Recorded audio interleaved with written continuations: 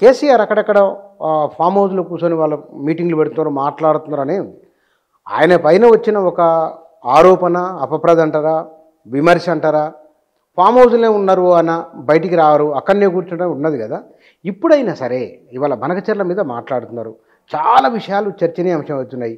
కవిత ఇచ్చిన స్టేట్మెంట్లు, బీఆర్ఎస్ పోయి బీజేపీలో విలీనమని బండి సంజయ్ అంటున్నారు. కేటీఆర్ కౌంటర్ సీఎం రమేష్ చేసిన కామెంట్లు ఇవన్నీ మరింత గందరగోళాన్ని, గజిబిజిని కలిగిస్తున్నాయి గదా!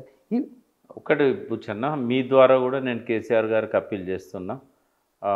మౌనం అనేది అన్ని సందర్భాలల్లో మంచిది కాదు. ఆయన మౌనం కూడా ఒక వార్తే. బట్ నేను సిన్సియర్గా నా రిక్వెస్ట్ ఏంటంటే, ఎందుకంటే ఆయనని నేను అభిమానిస్తాను బాగా. ఆయన పాలనలో ఉన్న మంచిని నేను అభిమానిస్తాను. ప్రజలకు చాలా మేలు జరిగింది. అయితే ఇవాళ ఇంకా ఫామ్ హౌస్లోనే ఉండొచ్చు, బట్ ప్రెస్ ముందుకు రావాలి. అక్కడనే మీడియా సమావేశం పెట్టవచ్చు ఆయన. లేదంటే ఒక ప్రెస్ నోట్ రిలీజ్ చేయొచ్చు వాళ్ళ పిఆర్ఓల ద్వారా. 3 విషయాలు ఉన్నాయి. ఒకటి ఫస్ట్ ఏంటంటే, రాజశేఖర రెడ్డి కొడుకు జగన్ ముఖ్యమంత్రి అయిన తర్వాత ఇద్దరు కలిసి తెలంగాణ నీళ్లను ఆంధ్రకు తరలించడానికి కుట్ర చేశారు అనేది రేవంత్ రెడ్డి వేసిన ఆరోపణ. అది నేరుగా కేసీఆర్ మీద వచ్చింది ఆరోపణ. బనకచెర్ల విషయంలో కానీ, అపెక్స్ కమిటీ మీటింగ్లో కానీ. అయితే మేము చెప్తున్నాం, ఆ పార్టీ నాయకులు చెప్తున్నారు, హరీష్ రావు గారు చెప్తున్నారు, పవర్ పాయింట్ ప్రజెంటేషన్ పెట్టి మరీ చెప్తున్నారు, కేటీఆర్ గారు చెప్తున్నారు. ఎంతమంది చెప్పినా కూడా ప్రత్యక్షంగా అందులో పాల్గొన్నది కేసీఆర్. అప్పుడు ఇరిగేషన్ మినిస్టర్ కూడా ఆయనే. కాబట్టి దాని మీద ఆయన మాట్లాడాలి, ఖచ్చితంగా ఆయనే మాట్లాడాలి. ఇంకా దాంతో డిస్కషన్ క్లోజ్ అవుతుంది. రావాల్సిన అవసరం ఉంది. తన పార్టీని జవసత్వాలు కల్పించి ఇంకా బలోపేతం చేయాలన్నా తన నాయకులు ఎంతమంది చెప్పినా తను చెప్పాల్సిన అవసరం ఉన్నది ఈ విషయంలో. సెకండ్ ఏంటంటే, సీఎం రమేష్ చేసిన ఆరోపణ కూడా తక్కువదేం కాదు. అది కూడా ప్రజలలో చర్చ నడుస్తున్నది సీరియస్గా. వీళ్ళు కేవలం వాళ్ళ కుటుంబ సభ్యురాల కోసం పార్టీనే విలీనం చేస్తారా? వాస్తవంగా నాకు తెలిసిన ఇన్ఫర్మేషన్ ప్రకారం ఏంటంటే, నేను చెప్పిన వేరే ఛానళ్ళల్లో కూడా ఏంటంటే, ఎలక్షన్స్ వస్తున్నాయి, పార్లమెంట్ ఎలక్షన్స్. కవిత జైల్లో ఉన్న టైంలో పార్లమెంట్ ఎలక్షన్ జరిగింది. అయితే ఈ ఎలక్షన్లల్లో ఒంటరిగా పోతే కాంగ్రెస్కు లాభం అవుతుంది, కలిసిపోతే బాగుండు అని కేటీఆర్ గారు ఒక ప్రపోజల్ పెట్టారన్నది తెలిసింది. పార్టీని విలీనం చేస్తామని చెప్పేసి ఆయన దాన్ని వక్రీకరించాడు.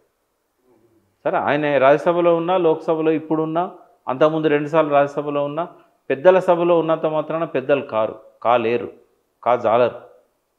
ఎందుకంటే ఇక్కడి దగ్గరలో ఉన్న జూబ్లీహిల్స్ పోలీస్ స్టేషన్లోనే ఆయన మీద ఫోర్జరీ కేసు ఉన్నది. అది ఎవరి కోసం? తేరీ డ్యామ్ దగ్గర పార్ట్నర్షిప్ వీళ్ళకును కావూరి సాంబశివరావు గారికి ఉంది. ఆయన కొడుకు సంతకాన్ని ఫోర్జరీ చేశాడని అది ఫోరెన్సిక్ కూడా పంపి నిర్ధారించుకున్నట్టున్నారు. ఇవాళ రేపో దానిలో ఆయనకు జైలు శిక్ష పడ్డా ఆశ్చర్యం లేదు. బట్ అటువంటి ఆరోపణలు ఎదుర్కొంటున్న వ్యక్తి. తర్వాత ఆయన కేవలం ఏసీబీ దాడులు, ఈడీ దాడులు, ఆయన మీద ఈడీ దాడులు జరిగినాయి. ఈడీ దాడులు జరగగానే ఇమ్మీడియట్గా పార్టీ మార్చి బీజేపీలో పోయాడు. ఆయన ఎన్నికైంది రాజ్యసభకు టీడీపీ నుంచి, ఆయన పోయింది బీజేపీలోకి. ఎందుకంటే దాడులకు భయపడి, తన తప్పులన్నీ తెలిసినాయి కాబట్టి, ఎప్పుడైనా ఆయనను మళ్ళీ జైలు పంపే అవకాశం ఉంటుంది కాబట్టి పార్టీ మార్చేసిండు. మరి ఇటువంటి వ్యక్తిని, ఆయన చేసే ఆరోపణలను ఎట్లా నమ్ముతాం? ఆయన క్లీన్ చిట్ ఉంటే నమ్మేవాళ్ళం, ఆయన క్లీన్ చిట్ లేదు. ఇంకోటి, ఒకవేళ తెల్లవారే చెప్పిండు అనుకో మీడియాకు, ఇట్లా పార్టీలో విలీనం చేయమని వచ్చిండు అని, అప్పుడు కొంత ఆధారం ఉంటుంది. కానీ ఇన్ని నెలల తర్వాత ఈ విషయాన్ని ఇట్లా చెప్పడం అనేది అది కేవలం కుట్ర అనేది. మూడవది ఏంటంటే, ఈయనకేం బీజేపీ అథారిటీ ఇవ్వలేదు, బీఆర్ఎస్తో చర్చలు జరుపు, తీసుకొచ్చి ఇలా కలుపు అని నేను చెప్పలేదు. ఇవన్నీ చాలా ఉన్నాయి ఆయన గురించి చెప్పదలుచుకుంటే. బట్ సీఎం రమేష్ ఒక కాంట్రాక్టర్నే చూస్తాను నేను. ఆయనకున్న డబ్బుతోనో, ఆయన చంద్రబాబు దగ్గర పలుకుబడితోనో, ఆయన పెద్ద పెద్ద సభలలో సభ్యుడిగా ఉన్నా కూడా ఇది ఓన్లీ కాంట్రాక్టర్. తెలంగాణలో కూడా ఒక గొప్ప ప్రాజెక్టు కట్టాడు, సమ్మక్క సాగర్, మేడారం తుపాకులగూడెం దగ్గర. It's a good project. అంతవరకు ఆయన అప్రిషియేట్ చేస్తాం. కానీ ఇటువంటివన్నీ చేయడం అనేది కరెక్ట్ కాదు. ఈయన మీద ఆరోపణ చేసి, ఇంకా ఘోరం ఏంటంటే, నమ్మకూడంది కేటీఆర్కి ఈయనే సీట్ ఇప్పించిండట సిరిసిల్లలో. అంటే ఇప్పుడు తండ్రి కొడుకు మధ్య కూడా ఈయనే మీడియేటరా? ఆ టైంలో ఏం జరిగిందంటే, యాక్చువల్గా కరీంనగర్ నుంచి పార్లమెంటుకు పోతా అనేది కేటీఆర్కు ఉండే. తర్వాత ఎందుకో ఆయన ఏమనుకున్నాడంటే, నాకు కరీంనగర్ వద్దు, సిరిసిల్లకు వస్తాను అన్నాడు. మహేందర్ రెడ్డి గారిని అప్పటికే ఎప్పటి నుంచో ఆయన తిరుగుతున్నాడో, ఆయన నేటివ్ ప్లేస్ అది. కేకే మహేందర్ రెడ్డి. సో ఆయనకు వేరే కాడ అడ్జస్ట్ చేస్తామన్నారు, ఈ ఒక్కసారి కాగమని చెప్పారు, ఆయన వినలేదు, ఈయనే నామినేషన్ వేశాడు. అక్కడ భూపాలపల్లిలో పోటీ చేస్తా అనుకున్న వినోద్ను కరీంనగర్ తీసుకురావాల్సి వచ్చింది. యాక్చువల్గా అక్కడ ఆయన వర్క్ చేసుకున్నాడు భూపాలపల్లిలో. సరే వినోద్ అంటే అంతకుముందు పార్లమెంట్ మెంబర్ కాబట్టి ఆయనకి ఎక్కడ పోయినా వెల్కమ్ ఉంటుంది. మా మంచి మనిషి, బాగా వెల్ నోన్ అడ్వకేట్ అక్కడ. సో భూపాలపల్లి ఆ సింగరేణితో కూడా సంబంధాలు ఉండే, కొత్తగా ఆయన నియోజకవర్గం, అది పర్కాల నుంచి కొంత తీసి అట్లా చేశారు అది. సో అక్కడి నుంచి నిలబడాల్సిన ఆయన ఇక్కడికి రావాల్సి వచ్చింది. ఇవన్నీ లాస్ట్ మినిట్ షెఫ్లింగ్స్ వల్ల ఒక కేటీఆర్ బొటాబొటి 172, 173 ఓట్లతో గెలిచాడు. అక్కడ వినోద్ కుమార్ ఓడిపోయాడు, అక్కడనేమో మత్స్యాచారి ఓడిపోయాడు ఈ షెఫ్లింగ్ వల్ల.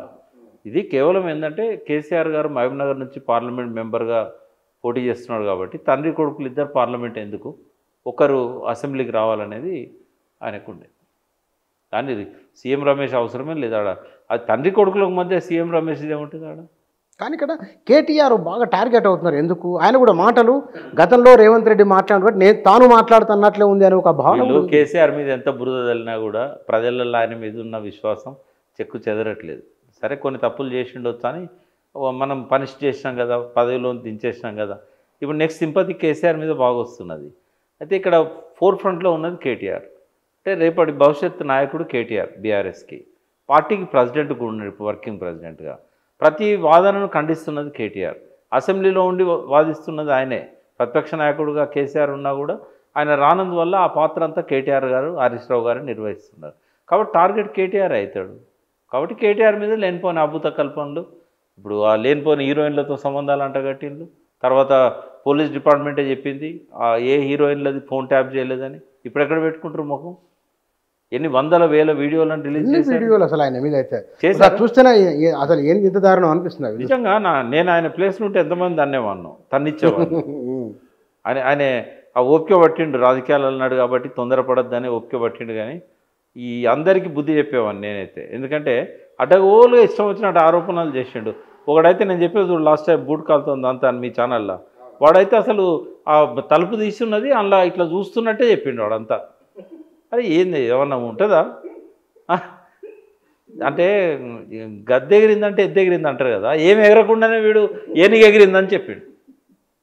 ఎట్లుంటుంది చెప్పు? ఇట్లా నడుస్తాను. సోషల్ మీడియాలో ఫ్రీడమ్ ఉంది కాబట్టి ఎవరిని ఇష్టం వచ్చినట్టు వాడు మాట్లాడు. ఒక యాక్ట్ వస్తుంది సెంట్రల్ గవర్నమెంట్ సోషల్ మీడియా మీద కూడా తొందర రావాలి, అది తొందర రావాలి. ఇటువంటి వాళ్ళందరినీ నాన్ బెయిలబుల్ వారెంట్ పెట్టేది జైల్లో పెట్టాలి. అబద్ధాలు చెప్పేవాళ్ళని, అబద్ధాలు చెప్పేవాళ్ళు కాదు, బురద చల్లేవాళ్ళు, వాళ్ళకి తెలియకుండా కూడా తెలుసు అన్నట్టుగా. ఏమే టీపీఆర్ కోసం మీడియా ఛానల్స్ కూడా కొంత దిగజారుతున్నారు. వాళ్ళకి అవసరమా ఈ సబ్జెక్టు? మంచి చెప్పొచ్చు కదా, ఎంత ఉన్నది చెప్పడానికి.